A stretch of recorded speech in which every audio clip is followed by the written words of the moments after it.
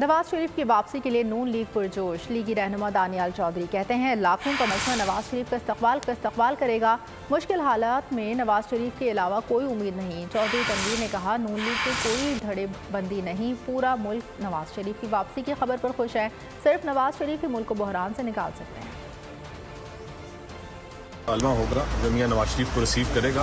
पूरे पाकिस्तान से 3-4 लाख लोग इकट्ठे करेंगे और जो मियां साहब का इस्तकबाल करेंगे और कौम मुंतज़िर है जी। इस मुश्किल टाइम पे, इस मुश्किल बहरान में मियां नवाज शरीफ के अलावा कोई उम्मीद नहीं है। खुशी की लहर मियां साहब के अनाउंसमेंट पे जो अनाउंस हुई है आज, कौम का जिस लीडर पे ट्रस्ट है और जो ये समझते हैं कि इस बहरान से हमेशा की तरह मियां नवाज शरीफ जो उनको निकाल सकते हैं इन बहरानों से, तो लोगों के अंदर एक मैं समझता हूँ कि बहुत पॉजिटिव मैसेज है।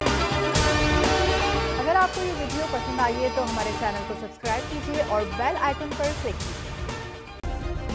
सब्सक्राइब करें और बेल दबाएं ताकि कोई खबर रह न जाए।